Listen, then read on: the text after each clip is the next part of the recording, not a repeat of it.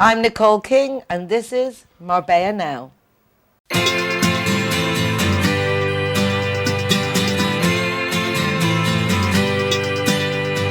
hey, it's a brand new day. Hey, hey, hey, it's a brand new day.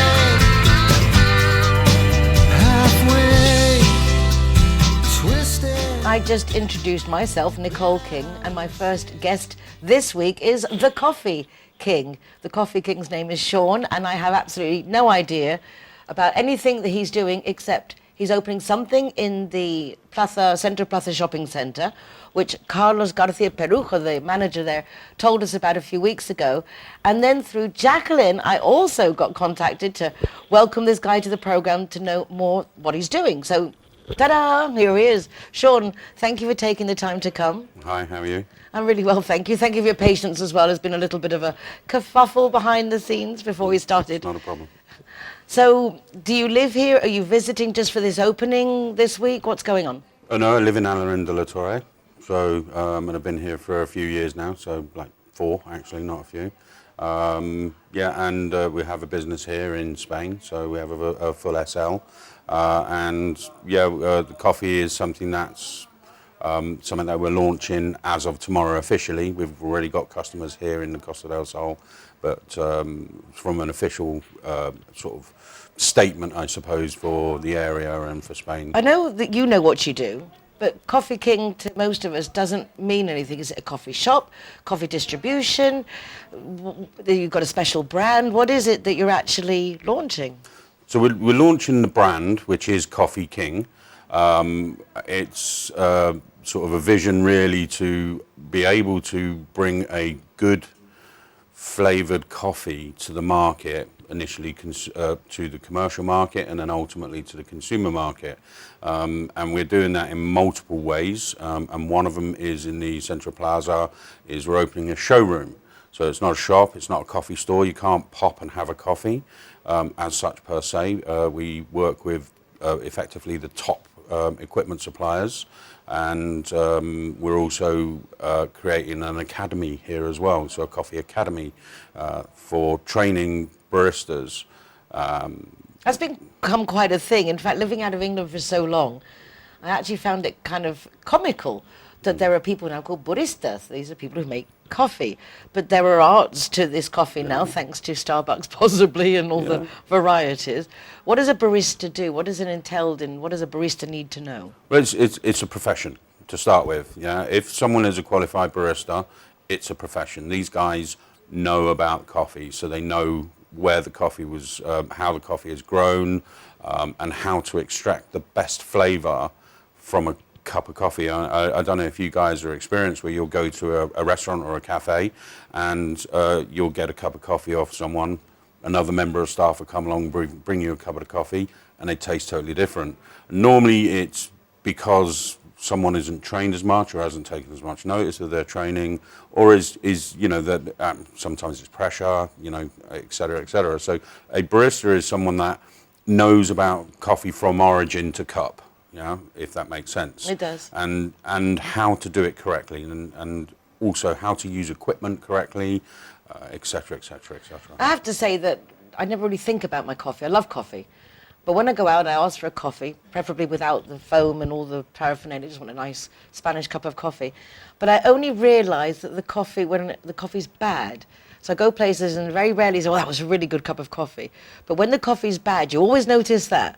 Yeah. But when the coffee is good, it's nice to have a good cup of coffee. What is this blend? Is it something you've put together? Is it something that you've seen on your travels?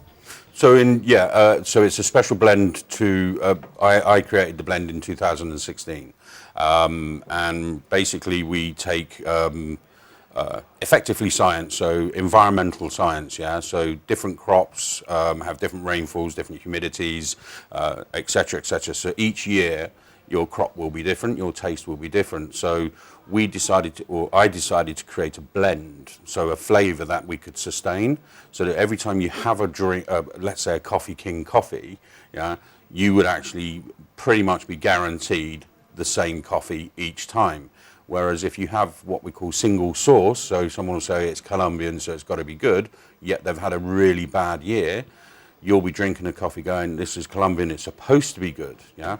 So we've really focused, or I've really focused on creating a blend that we could recreate constantly and had a great, and just has a great flavour. Can I ask you a really silly question? Why? What have you done in your life that's taken you to this point to say, well, I'm going to get into coffee? I've worked all over Europe, some countries worldwide and stuff like that. Coffee I've always really enjoyed. But I also, you sort of referred to it, it's the first thing you give a client or the last thing you give the client, and it is the only thing you remember if it's a bad coffee. And whilst I love Spain and I love being here and everything else, I find it difficult to actually get a good coffee. You can get coffee all day long, but can you get a good coffee that when you've spent 10 euros, 100 euros or 500 euros for a meal and you give someone a coffee, that's what they'll remember if it's bad. Do you go to Spanish places or normally Both. international places? Both. Because I'd have to say that normally in the Spanish places, you've got more chance of getting a good cup of coffee than the international ones that we all grow up on, Nescafe, and we don't even understand the significance, perhaps. But I'm a big coffee drinker, and obviously you're a big coffee drinker, but you haven't been drinking, coffee hasn't been the focus of your life. You've probably used it to keep yourself awake. Because you were saying off air that you've been behind the scenes, you've done special effects. Tell us a little bit about Sean growing up. You know, where did you come from? Wow. Where were you born? Let's start with that. Okay, I was born in Windsor. Oh, snap! There you go. So great pedigree. Born in Windsor, then in Slough for a period of time, then in children's homes for a period of time, and then back. Working in children's homes? No, I was a customer. So I was one of the kids. Darling, in that's care. very sad. No, it's just the way life is, you know, parents and, you know, just that sort of thing happened. And then What back, was the experience like for you, if I can ask? Do you think it was memorable, was memorable? the right phrase. And It that's me being strengthened you polite. for everything to come in the future? I would say that it shored me up and made me who I am, I suppose, today. Not something that I would recommend, though, if that makes sense. It does, it does. I remember my grandmother telling me that when her father died and they went into a children's home back in obviously the day, but then her mother got remarried but didn't take her and her sister out of the orphanage. And I was like always just so, it's, It happened a lot, and I got to know quite a few of the other kids at the time, and I think we're all in the same boat, you know, in one way or another, and fortunately or unfortunately, I don't know, mine was Catholic as well, so we were made to be quite religious as well at the same time. Such an incongruence, having studied in a convent. It was interesting times. But it is, as you say, it does make us, and everybody has tragedy. Everybody has something in their past, but I think if you can use that to serve yourself for the future. Then how did you get involved with special effects, and what led you into your career? Well, so when I left school, I was on YTS, so I was a chef. Carried on doing that even after I took my finals as part-time because I love cooking. But I liked technology, so I got into technology a lot, and it had a lot to do with the film industry. We were renting mobile phones to on-set stuff, and you get to know people. And then I was asked, because I was quite technical, if I'd be interested in doing some special effects. So I worked on a couple of big movies, Robin Hood, Prince of Thieves with Kevin Costner. Wow. Patriot Games. Love that, love the... You know, Sean Bean and Harrison Ford, So and a you few get other to go stuff. to the Oscars and all these different film events and screenings? Get to go to the screenings in the UK, not to the Oscars, unfortunately, because I was just one of the bods, you know, that carried heavy But it must have been stuff. exciting. Did you actually get to see people and talk to them? Yeah, most of the movie stars that I think, you know, everyone knows their names today, even they're just normal people doing a job. You know, a couple of them maybe a little bit interesting as a character, you know, so, but yeah, overall, just really just normal people and just doing a job, really. So did you stay doing that until you moved out to Spain? How's the transition been? No, I only did that for a little while, and I worked in technology, communications, energy sector and everything else for American companies, and many different sort of things, telecommunications. I think I was helping sort of develop some of the stuff that we use today, and stuff So a like bright that. young man. Maybe, yeah. I'm not going to say yes. And modest, bright and modest. So you're now living in Spain. Are you enjoying it? I love Spain. I mean, it's a fantastic country. So you know, I'm very fortuitous. My dad's Irish, so I have that stroke of luck really. Although I've been born in England, I do have an Irish passport. So very It lucky. makes it easier for you now when Yeah. everyone else is suffering. But there's also a big Irish community. I know in Marbella, I don't know up there in Alarin, but here we have a... So you're going to be coming down here often to the Coffee King.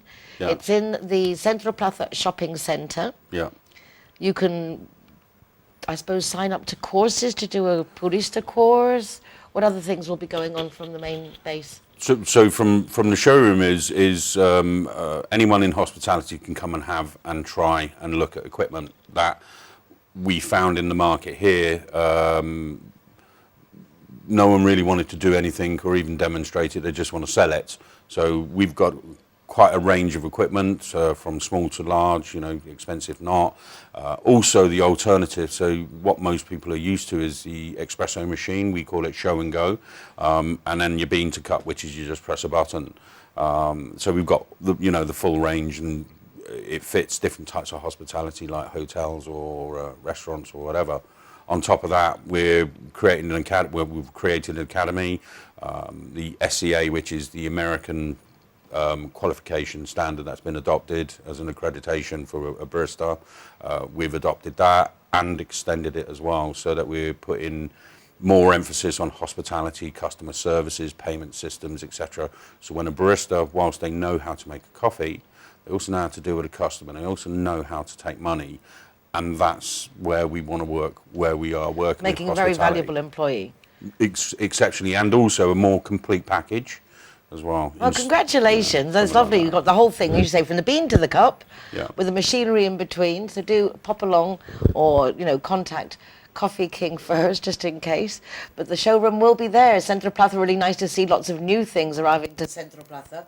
And then you've got the Marbella Arena next door, which has also got lots of new places. So another area that's back on our list for visiting, and lots of fun things to do.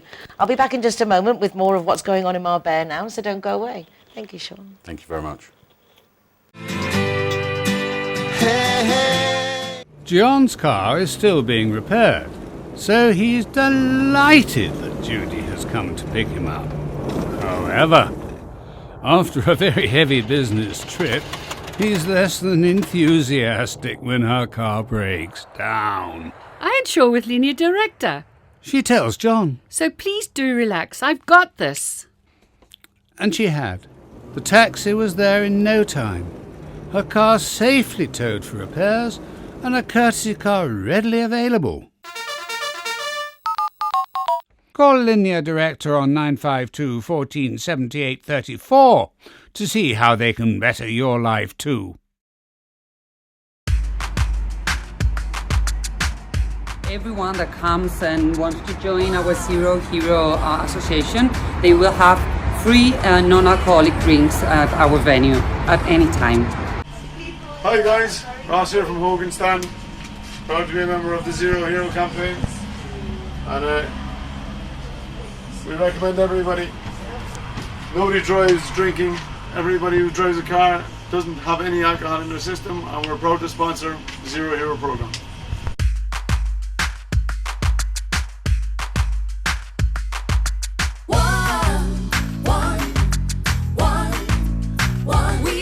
G-Wine is happy to be Zero Hero partner. How cool is that? GY. When I'm the designated driver, I think it's only fair that I get to choose a Zero Hero venue that rewards me with free soft drinks. My friends all get to choose and booze, and they feel safe going home with me. Make sure that you get your reward for being the designated driver. Why pay if you don't have to? I'm delighted to welcome back my next guest. His name is Bijan Arta, and a very known face here on the Costa del Sol. Very well liked, very respected, and I'm very honoured that you've taken the time to join me at Marbella Now in the studio, Bishan. Thank you for coming. Welcome back. Thank you so much. It's so nice to be back in Marbella, and always a great pleasure to join you in your programs, Nicole. From the beginning, I don't know which program is it. What's the number of it? 354. So 7 years. We were from the number one From number together. one. That's a pleasure, really, to see you just going on and going on. I have to That's share wonderful. with the viewers that when I first met Bijan, we're in the Melia Don Pepe in a beautiful event organised by Teresa Bernabé. And Bijan came up to me and he gave me so many compliments on the program and what I was doing, and it was only afterwards that I realized that you'd actually given me quite a lot of criticism, but you'd done it in such a way that I was flattered, and I thought to myself, now there is someone special. And you haven't let me down. No. I'm always blown Never. away. I never will let you down anyway. Never will let down my best friends as yourself and people of Marbella, which I love. I mean, I chose this place as my home, and it is still my home. There is nowhere like Marbella in the world. As you know, I'm a nomad. I go around the world here and there. As you know, we had this project in Russia, and it was a wonderful, unconventional love story, which was all going on in a train, which is Trans-Siberian train, going from Moscow to Vladivostok. And there is this man who has done it all, has seen it all, is at the end of his rope, and is going to have a last discovery of something, which I won't tell you yet, because it's the We have to watch the movie. main plot of the movie, and goes into this train, Trans-Siberian, which takes 6 days from Moscow to Vladivostok. And there is an encounter. You know, we all have this dream of one day meeting that very special person, which, you know... The meet cute, or the cute meet, whatever they say in Hollywood. you Yeah, know, that- we all have this thing in our dreams. I don't think anyone in this world doesn't have that. And if they say that, they're lying. They all have something here which they want. And suddenly, in this little, you know, typical Russian train, with there's a table in the middle, there's a bench here and bench there, the man is sitting there, and there is someone special comes in, and the story starts. But everything was ready, the crew, the budget, the cost, everything. And as you know, somebody in Moscow had the very bad idea of invading Ukraine. So there we go. And that was after having been delayed from COVID as well, because you've had a lot of setbacks. Well, we had to start in 2019, as you know, just the beginning of COVID. I remember seeing a little snippet, and it was just so exciting because, I mean, was- that's some rugged territory. That's terrain that needs to be... Not everyone gets to do that trip. That's I went twice to Moscow, and it was in the winter. We had to do it in the winter time. So there was this nostalgia, you know, that beauty of the cold of the winter. And I went twice. The location is spotted there. We went, you know, had the crew, and all the paperwork, you know, the bureaucracy in Russia is incredible. So everything was ready. COVID comes. And there we go. So we said, okay, we'll stop. And of course, that was a long stop, was 2 years. And then we said, okay, now the COVID is gone, and we could start. There we get Ukraine. But I never give up. As you know, I'm quite a stubborn. Obviously, so- it's for a reason. There must be something that's going to happen that's going to influence the movie in some way. I hope so. I have to think I that, because hope knowing so. you, you have a lot of luck. Well, So I I have don't to say think that- bad luck. I don't believe really in lucks, but these are things which happen in life, as you say, and I hope, because very often you say truth. I mean, I don't know how you know it, but you can say things which happen later on, and it did. So maybe this was a reason that we have to, you know, delay. So maybe something better can happen. There's going to be something, yeah, I some hope so. element in the Just, film. you know. But you do so many things. So you've been very busy with that. But as you yourself say, you are not a professional observer, but you're always watching in the nicest way. It's not one of these I'm watching you, but you observe everything. You're very detallista. You notice a lot of things that other people would just skip over. Is this because of your education? Because you had an excellent education, you're an inventor, you're a scientist, you're a research scientist. Being a scientist, Nicole, you're always trying to find what's behind. You know, you always want to find how the things work and why do they work that way. So you're curious about everything. And I had it since childhood. So, you know, just looking behind the wall, behind the hill, behind the places, going and trying to find it. I never believed in other people. I wanted to go and see it by my own eyes. So that curiosity brings you around the world and you meet so many exciting, really interesting people, scientists, artists, artisans, you know, normal people. And that is so rewarding because they enrich your life. And, you know, otherwise you can sit and be a couch potato there and, you know, just watch what other people are doing. Nothing wrong with that. Nothing wrong with that. Except your... It's just not your, not in your you DNA. have to really, we have just one life, and that's the one. I don't believe any afterlife. I think, you know, this is the only trip we take which has no destination. I mean, you know, we know all where we go. So are we going to wait 60, 70 years just, you know, things to happen? No, we make it happen. You've been making things happen always. I mean, how old were you when you came up with this system and the way of early detection of breast cancer? So I was 21. I was 21, and nobody, you know, in France, where I started the project, believed in me. But in UK, they did.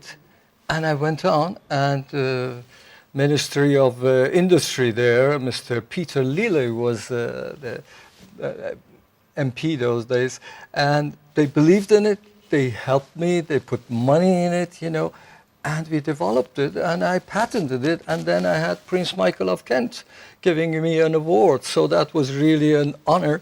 But if I had listened to conventional people, they were all telling me, Jean, come on. It takes you 40 years and you will not finish it. It took me 2 years and only 150,000 pounds around that.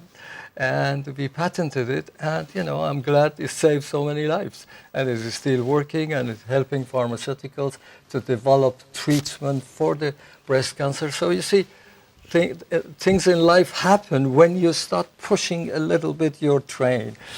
with the passion, you have passion for what you do, when you believe in what you do, I think it's very difficult because a lot of people will, as you encountered, say, oh, you can't do that. But it's important to just not listen like you have and just keep your mind focused on what you want to do. You see, sometimes you have to listen to your heart, the gut feeling, the English word, sometimes to your brain. The brain is a calculator, you know. It protects you, tells you do this and that. But really, this is not a pump. Oh, I'm just hitting my mic, sorry. This is not really, it's a feeling. When you have a feeling that you can do something, go for it. It's worth doing it, you know, just go for it. And is that how you became a pilot? Well, what was the instigation of like, I'm going to get my pilot's license? Well, you know, people tell me, what do you find up there? There is nothing going on. I say, yes, although I'm not a believer. I say, when I go up there, I get closer to God, you know. I'm just going up. Because things down there look so small, you know, when you're up there. So it opens your mind, really, and it's a pleasure. And also a nice compliment with your filmmaking, that you get to combine all your different talents. Well, I don't know if I'm talented, but I'm curious about everything. So filmmaking is my passion, flying is another passion, and science is something which really engages me to be a human being, curious about everything, how things go on. Just like David Attenborough, you know, he started with... it was an accident, really. They asked him to do what he was doing, and then suddenly he becomes what he is today. So with all respect due, I say, you know, we really have to live this life to the best of our possibilities without letting it go, because the clock is ticking. I like the way you say making the best of everything, but you also do it in a very humane way. You're a very environmentalist, you're a vegan, Yes. which I think is nice. And I wanted to actually ask you, because I've known you many years, and I've noticed, my kids are also vegan, that there's a lot more choice now of where to go. That 7 years ago you had to have just sides if you were a vegan. Have you also noticed that you now have more options of where and what you can eat? Well, I mean, veganism was a philosophy. It's a philosophy. I always say my body is a garden, is not a graveyard. You know, I just don't put dead things inside me. But that's another story. A nice analogy. Not being cruel to the animals, but it saved my life really. They told me, as you know, 7 years ago, that I had to have a open heart surgery because genetically the arteries were getting smaller and smaller, tighter and tighter. And then I didn't want to do it, you know, stop my heart, then my memory can go and, you know, cut my ribs and things like that. No, thank you. I said no. And they say, well, you have just 1 year to live. 10 to 20% of chances that you can live 1 year. Then I called, as you know, I know so many scientists and doctors around the world, and I called a couple of really very good ones in US, in Germany, in Sweden. They said, if you don't want to do that, the only way is completely, I was vegetarian, but give up all the animal food and, you know, become vegan. And I went 100% vegan. And I was still there after 7 years. I never felt so good. And I've never felt so good having you on the show again. I hope it's not such a long time till the next time. Bijan Arta is a star. He's definitely a star in my books. We have to leave it there this time, but promise me you'll come back again. With pleasure. And think about what you're going to be doing next. We've done like part 1, what you've been doing, and then we have to do part 2, what's coming next time. With pleasure. Okay. With pleasure. So, Bijan will be back soon, as will I, after this short break. Don't go away.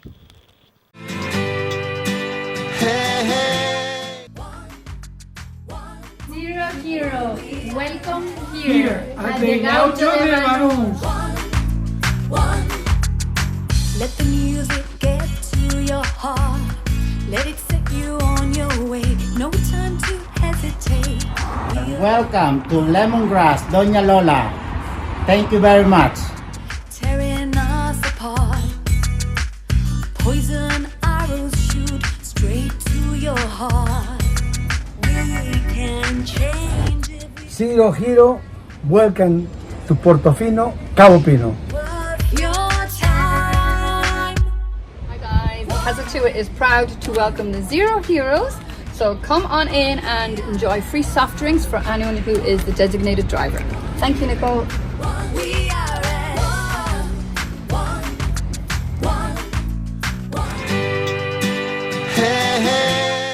I love Romeo and Juliet stories, and it's a shame that this set for my program is just one guest, because the other part of my next guest, Joe, is Antoinette, and they met when they were 14 and 15 years old, and they're still together, and together they make the Tiny Dog Hotel. And looking for a hotel, possibly for my tiny dog, when I went to Madrid to the ambassador's residence, very honoured to be invited to celebrate the Jubilee up there. I didn't know what to do with my doggy, and I couldn't really take him with me. In the end, my son looked after him, which was very nice. But that's when the Tiny Dog Hotel came up, and I thought, wouldn't it be nice to bring you guys on the programme? So Antoinette's over in the corner, and Joe's the one we're chatting with today. So Joe, thank you both for coming. Well, thank you for having us. Very kind. So Joe, how did the Tiny Dog Hotel come about? You met each other when you were teenagers, young teenagers. And by the time Where were you when you met? We were in Switzerland. Okay. Antoinette came from Holland. I came from the United States. And we met in school. And by the time we were 18, I think we already had 3 dogs. We didn't know why. I studied economics. She studied tourism. And well, by getting an animal together, it was almost like you already knew that this was a lifetime Well, we didn't know. It just thing. happened, and we thought it was normal. And that's it, basically. I studied economics. I went to work in some multinationals in Holland. And I had a series of heart attacks, unfortunately. that left me in a shaky situation. So we decided to retire and come to sunny Spain, where the weather was nicer. And to tell the truth, we both thought I wouldn't last long. So, so I asked Antoinette one evening, what would you like to do to keep on going? By that time, we already had a few dogs. And she said, I'd like to have a little dog hotel. So I said, okay, with my business knowledge and your kindness for dogs, we'll set up a nice hotel the way it should be. And that's how it started. How long ago was that? That was now 15 years this year. Well, because I mean, the tiny dog hotel, like, as soon as I put on Facebook, what can I do with my dog? It was just from all, tiny dog hotel, tiny dog hotel, tiny dog hotel. So you're well known, well respected, and obviously it's because you look after the animals well. What kind of setup do you have? Is it hotel? Do you do daycare? What's we have a cage-free environment where we take only small dogs up to 8 kilos. That's our little niche market, and then we have services for hotel, daycare, and grooming. So daycare and grooming is for all dogs, or still only little dogs? Only little dogs. So you only do little dogs across the board, whatever the service is. It's daycare for little dogs, hotel for little dogs. It lives up to its name. Just for one reason, we love all dogs, obviously, and we have ourselves big dogs, but we chose it because. It's a specific setup. You have to have the rooms on a certain size. You have to have everything made for this for small dogs. And you need to think like the owners of small dogs, and they're different. They're different. They're very different. Yeah. Owners of small dogs are different. I stand, here we go. But the small dogs are actually renowned for being problematic. Yeah. Very loud, very noisy, yappy, biting ankles and things like that. So you've actually chosen an interesting niche market, because some of them, do you have the right of refusal? If they get in trouble, they're in deep trouble if there's large dogs. Yeah, but I say with the little dogs, do you have right of refusal when someone brings a yappy? If they are, no, we only select upon aggression. We don't judge dogs on how they are, or how they look, or whatever. But we know that in what makes them tick, what makes them react. We try to eliminate all the triggers, and we only eliminate dogs if they are continuously aggressive because they have or a genetic something, or they just behave that way in a larger social environment. I cut you off actually before when you were going to say what owners of little dogs are like. So I'm going to let you go back to that. What are we like, the owners of little dogs? Please tell me. No, let's put it this way. Small dogs have been designed, by design, made to replace children. The characteristics, few of them hunt. The Teckles and things used to be hunting dogs. Now they're just lap dogs, Pugs are, since the beginning, lap dogs. So they have been by design chosen to be small. They have been by design chosen to act like small puppies. And that makes the owners that have one are looking for that. If you want a nice dog who walks 15 kilometers, you don't take a pug. So by design, they're made for making us think of children. And what we see is that that quickly takes place, and it takes such an importance in their life that sometimes, as we have 6 Chihuahuas, it's it's almost sometimes nicer than children at times. Yeah, they don't answer back as much. Exactly. Mine answers back though. If I say something he doesn't like, he looks at me and gives me a good answering back. So you have the animals there. You do training as well, or? No, we don't train. We have, for our clients, we always give free training. If they need help to correct, for example, accidents with peeing, or behavioral things like walking on the lead, we help them. Also with nutrition, I imagine you can give a lot of guidelines. We give a lot of guidelines. We help them choose things, and if they have any issues, should he be castrated or not, we give our advice and we talk with them. But if any client of ours needs any assistance, we just go and help them. We look at their home situation, and we tell them, you could do this or this to help improve that. Yeah, because I was thinking, you got the show The Super Nanny, and she goes in and sorts out people's children. And I kind of had this correlation of you must get to see those really badly behaved animals, and you must look at those owners and like, oh dear, if I would like to come and saw. No, we don't judge the dogs. We don't have that sort of judgment. We understand that they're little creatures, like a 3-year-old, and you can only expect what they can give. But you must have some good laughs with the owners, because Yes, I'm sure yes, that well, I know what I'm like, ringing my son and this, and he's sending me pictures of when he was having his dinner. It's Yes. ridiculous. Yes, I we mean, have like- a like a wide child. variety of. We have owners that require that they want the information every day of how their dogs is, and we have more relaxed owners that say, well, he's good at Tiny Dog Hotel, and he's fine. So You open all the year round? Or do we're you- open 365 days a year, 12 hours a day. Is there just the two of you, or do you have No, a team to we help have a you? staff. Luckily, we can't do that alone. We have 2 extremely qualified groomers. They're renowned grooming champions that do Asian fusion. There's a specialty. And then we have superb hotel personnel, 2 or 3 people now at this moment, that help us with the dogs, and they just love dogs, know everything about them, and know each one of them. The secret is in knowing how a group reacts and taking individual care of each one, that they get what they need. Do they go to bed at night when they're meant to, and is it like a... We have a very strict program because in order to reduce stress, all the dog needs to know is what's happening next. So they have a sort of like little clock inside, and so they know when do we wake up, when do we go for lunch, when do we go for a walk, when do we go to the pool, when do we play, when do we get combed. All those things are planned in the day in such a way that they know what's coming, so they don't have to worry about what's happening. I told you, super nanny. That's exactly how she does it. Give them a schedule. House rules and give them a schedule. Yeah, maybe we should open for children too. I don't know. I think that dogs are a good start. Dogs are a good start. But I think it's the same thing as you were saying, similar with children. Yeah. If you don't give an animal guidelines, Yeah. then they don't know what to They don't follow. know They what to don't know do. what to expect. And the same as in a child, that causes uncertainty, Yeah. and then they play up. Yeah, and within the group thing, every dog is different. So there are shy dogs, there are more explosive dogs, and there are just dogs who like to have friends, and other older dogs like to sleep. So you have to find, everybody has to find his place. And Have where you they're- noticed any traits within the breeds? Yes, some traits. For example, we notice in general, bulldogs tend to seem scary for small dogs.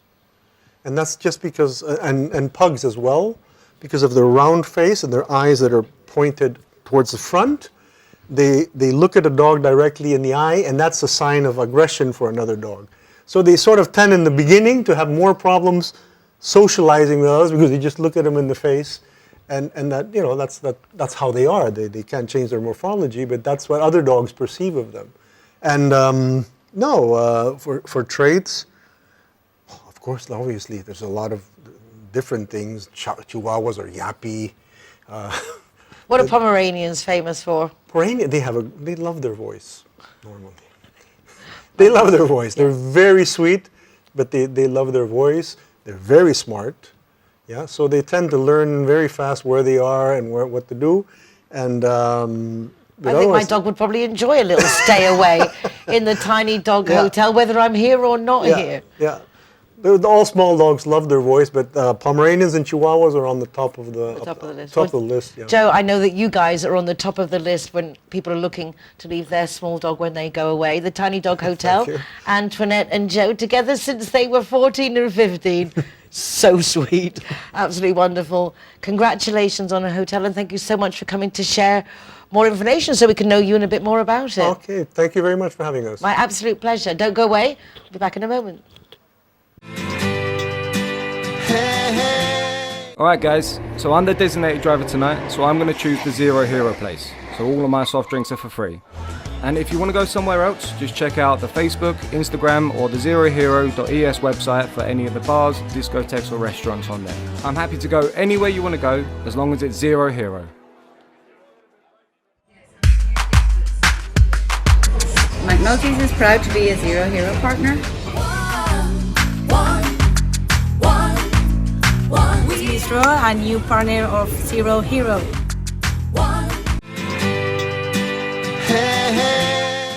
Welcome back. Here we are again with another lovely guest. Her name is Josefina, and she's come from the Don Carlos Hotel as CIT Marbella Guest Member of the Week. CIT Marbella is a business networking association that really works very hard to support its members. Over 500 different companies in like 80 different professions, but again, all supporting each other for the good of the companies and the good of our city. Hashtag better together. Josefina, I haven't been to the Don Carlos Hotel, I think, since before COVID. Wow. But when I did go in, it was the first time, and I've lived in Marbella been coming since the 60s. Yeah. And it was the first time I've actually gone in it. I was quite surprised. It's a nice hotel on the inside. Yes, it's really I think you magic. get put off a bit by sometimes the tower, but it's a really beautiful hotel. Really beautiful. We have lovely gardens, and the beach club is really nice. You can be there with your family, with your friends. It's really nice. The views are impressive. Yes, from the tower and the oasis now, and the villas also for families. Yes, it's really nice. We have the beach just there and the sunbeds. You can have a lovely stay there. Yeah, it's funny because, as I say, it's a building I know well. It was the Hilton originally. It's been the Don Carlos for years, but it's just one of those places. Also, it's in Elveria, so not exactly in the area I move in. But when I went for, I think it was a Just Law business networking breakfast with Marisa Moreno, who's also the Danish consul, and she did an event there. Yes. And I went, I was like, oh my gosh, this is nice. Yes. So, Don Carlos on your list. What do you do at the hotel? How long have you been with the hotel, firstly? Now I've been there for a really long while, and I love being there. They are really nice people working there. We try to do everything for the guests, and they have a magic stay there. That's why we are now preparing the San Juan night, the party. It's really nice. I think they will have a good night there. We are spending like really magical ideas there for them. So do you have to book, or can people just show up? You have to book with us. You can call for the. We have a phone there. You can call or by email also, but it's good if you can book, because we can get you with people that it's on your age and the same language, so you can have a good night there. So what kind of things are you going to be doing, and what time will it start and finish, just to give people an idea? We are starting at 8 with a cocktail, with a welcome cocktail, and we are sponsored by Schweppes. So it's really good there. And then we are going at 9 till 11, we are having dinner. It's a buffet, so you can stand up and go to look for whatever you want. And then we'll be having the magical hour. So at 12, we go to the beach, and we'll have a bonfire. And, well, we are going to have, you can write there your wishes and throw them to the fire. And during all the night, we'll have shows with a singer, and there will be dancers with fire. It's really nice. It could be a very exciting evening, and it's a very emblematic evening in Spain. I've known ever since I've been here. The 23rd, 24th is just that very magical changeover, and a good really moment special. to start again. Put your desires in, put your little feet in the ocean. Yes. It's a lovely... The first 7 waves for us on our feet, and the fire is always like magical. I like it very much. For me, it's like if it was, I don't know, Christmas. It's really important, really nice. Wonderful. So the Don Carlos, you do a lot of events, actually. Yes. You can book private events, like Marisa did, that you can do a business breakfast and things like that. But the hotel itself, during the summer, I imagine you're quite busy. Yes, a lot. We are busy now, but during the whole year, from when we open till we close, we are always busy. So it's better for people to book first and try to see what we are doing. But we are opening now the season summer with this event that's really nice. And we want people to know our gardens and to see our beach club. It's really nice. It's just in the beach. You have Is it open day and night, the beach club? We are opening now till 8 o'clock, so it's really good. Yes, you can be there relaxing or eating something at the restaurant during the day. It's really nice. I think it's for families, and you can also go with your husband or with your wife, and you'll be having always a good time. A lot of people live in Marbella and they think you have to go away to stay in a hotel, but that's not the case. You can go and just pop into the hotel for dinner, dancing, San Juan, or you can then also stay over. Why not? Because Marbella is one of the best cities to holiday in the world. You could do staycations. And in case you are at the San Juan night with us and it's really late, you can also stay with us. So I think you have to come because it's something that you can't lose. Oh, there you have it. Josefina, it's really lovely to meet you. Thank you. And perhaps we'll pop along with the cameras up there as well, and we can just show everybody what the Don Carlos is like on the inside and blow you away, because it really is. It's one of those hidden gems. You have to go in to realize just how nice it is. Yes. Well, a pleasure to meet you. Thank you to have me here. All right, absolute pleasure. And don't go away, because in a minute I'll be back with Chris, and we've got a lot to talk about. So here we are at Everest. Very cool. Yeah. Stickers going up.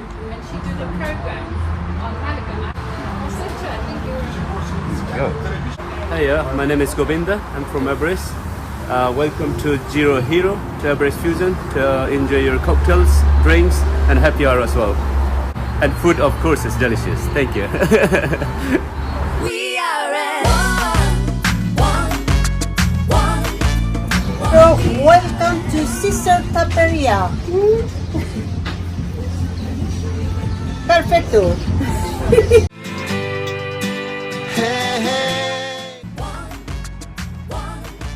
Everyone that comes and wants to join our Zero Hero Association, they will have free non-alcoholic drinks at our venue at any time.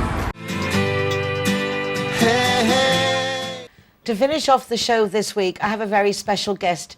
His name is Chris, and I'm meeting him thanks to the lovely Catherine Stevenson. Mwah! Thank you so much, you're an angel. Always sending interesting people. But Chris is particularly interesting because he's been through some serious trauma and come out the other side with what I think is something that can help other people who've been through tricky situations, and probably not half as tricky as what Chris has been through. But what he said to me off air before we actually met, while we were messaging, is everybody's trauma is important to them and there is no comparison. So I'm very honoured and privileged to welcome Chris from Operation Jigsaw, to the show. Nice to meet you, Chris. Nice to meet you too. You were in the military, but you've like serious military. Afghanistan, Iraq, I mean like serious deployments. I was predominantly a submariner. So I spent 14 years on submarines, nuclear submarines, as a chief engineer. But yeah, it's I've seen a few things, but it's not something I really want to go into. But it's But it's something that's obviously marked your life undeniably. I've witnessed so many friends who've suffered in silence with mental health issues, and recently I lost another friend who took his own life, and it's just spurred me on to try and build this global network to allow people to communicate. It allows you to create an alias. So, because some people are embarrassed to talk about mental health. But aren't soldiers meant to be tough? This is what they train you to be, right? It's like against your training to actually admit that you have a weakness. Exactly. So this is why the website and hopefully the app that's coming soon allows you to create an alias, so you're not embarrassed to talk about it. So it'll allow more people to hopefully communicate with each other, and because it's going to be global. Sometimes you're awake at 2 o'clock in the morning and you just want to chat to somebody, but you don't want to chat to friends or family because you're embarrassed about how you're feeling. So this website and app will allow you to create that alias so nobody knows who you are, but it's not social media. It's also the other people that are logged in there also want to talk to somebody, and once I get enough people globally, there's hopefully going to be somebody awake. It's not therapy. But hopefully somebody will be awake when you want to talk. So this is the idea of Jigsaw, is to create this web app where people who are in need of talking to someone, just to sharing their feelings and not being alone. Or talk about football or talk about anything, but just when you wake up and everybody else is asleep, hopefully somewhere around the world somebody else will be awake who's also logged in because they just want to chat. And it's you don't have to talk about your feelings, but sometimes you just want to talk to somebody. And knowing that the other person on the other side also suffers from some mental health issues, you know that you're going to be communicating with similar people, you know, because they've logged in because they just want to chat also. And this is the whole idea behind it. You know, it's not about uploading photos and you can scroll through people's profiles and things like that. It is purely trying to get people to talk to each other. And when it's needed, it's not your 2 o'clock session on a Tuesday with a therapist. It's just people who... As and when it comes up, it's someone there. Yeah. Is that something that you found, because you mentioned friends and family, and I know with things that go on in my life, nothing in comparison to what you've been through, but you don't want to talk to friends and family. You don't want to worry them, bother them. There are so many reasons why one wouldn't. This anonymity of having somebody out there that you can just express yourself. Obviously, lack of communication is a big thing in people taking their own lives and in falling off the edge when it comes to psychological well-being. So, there's not going to be therapists on there. It's you know, nobody to give professional advice, but just people who suffer with a few problems and they can communicate with each other, and because they'll get it. You know, all trauma is different, you know, and everybody suffers differently with PTSD or other mental health issues, but it's just allowing them to communicate with each other. And because if you talk to somebody who doesn't suffer, they think they get it, but they don't. So it's allowing other people who suffer with their mental health to communicate with each other on whatever they want to talk about, and hopefully it's going to build up some friendships and maybe even relationships in the future. But you know, I think it's important that there's somebody there 24/7, and with it being global, there hopefully will be. How far along are you with the project so far? The website's live. I've got... Congratulations. Thank you. I've just got back from Fungarola about an hour ago with my web developer, Matthew Hillman, who's ex-para, ex-military, suffers from PTSD. So he was the perfect guy for the job. Met him by accident on Facebook, and yeah, we're moving forward with it. It's working. There's always going to be a few glitches, but we're moving pretty fast with it. It's only been live for about a week, and we've already got emails coming in and people chatting with each other. So it's proven to work. So it's, you know, hopefully by your help and by other people's help, I can get the word out there on a global level and get it working 100%. So. Well, I'm 100% behind you. In fact, our United Nationalities of Marbella Summit at the end of last year was actually directed to suicide prevention, trying to establish a 24-hour suicide prevention helpline with languages. We have a lot of, unfortunately, this situation arising in Marbella with our privileged children, in the sense that no one is exempt from feeling alone. And I think is this kind of the consensus. I watched a horrible thing the other day with a young kid, Etika, rest in peace, saying he was going to take his own life, and he was just talking about the shows he was going to miss, and this lacking of someone to talk to. I do think you've hit the nail on the head. It's just having that someone that that can relate to you. You can talk about anything you want. You don't have to talk about your problems, but it's just if you suffer from mental health issues and you log into my website, then the other person on the other end also suffers. But it's not just for people who suffer, it's people who can also log in and maybe help somebody as well. Just chat.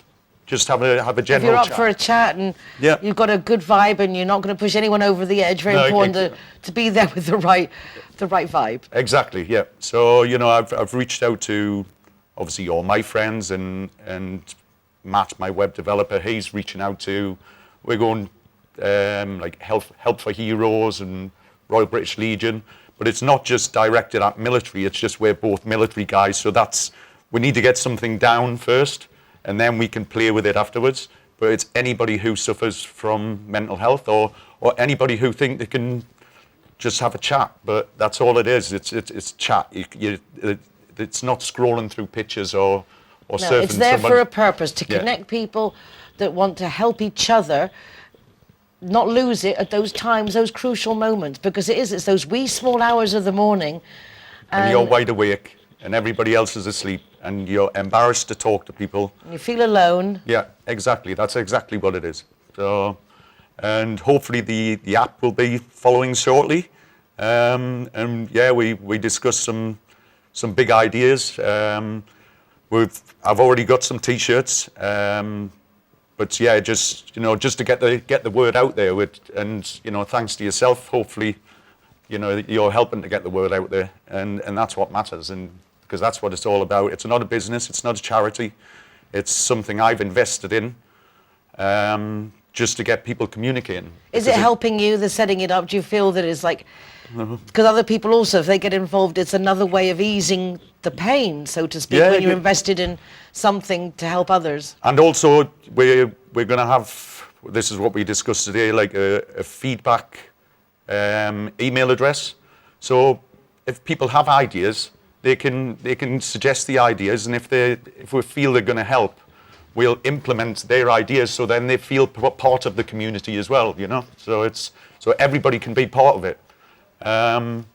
And that's what it's about. Yeah. Everybody, inclusive, everybody part of it, the community, the Marbella community, the Operation Jigsaw, Jigsaw community. Chris, this will be the first of many, so we won't leave you there. It's not just we're interviewing, it's over. No, you have us on board now. Marbella is with you, because we need to support each other. I've got goosebumps, and I can assure you it's not cold in here. But it's important that people know that they're not alone and then they feel loved. It doesn't matter if you've got financial problems or mental issues from abuse. Everybody goes through something, and no one, as Chris said, is to judge one if something's worse than the other, but there should be help for everybody. So please do check out this Jigsaw website and look forward to the new app. That's all I have time for this week, but I'm really glad that I managed to bring Chris on the programme. Big thank you again to Catherine Stevenson for passing that information along, because #we are better together. We'll be back again next week with more, but in the meanwhile, you can check out recordings of this programme and others from the rtvmarbella.tv website, or you can go to my website, nicoleking.es, with links to the programme, but also to my Marbella Moments column in the Euro Weekly News, and our Zero Hero website with an ever-increasing number of partner venues that offer free soft drinks for the designated driver, because we want to promote road traffic safety awareness as well. Go out and have a good party, but do so responsibly. Chris, thank you so much. Thank you, Nicole. And thank you all. Take care of yourselves, be nice to each other. Y nos vemos la semana que viene. Bye for now.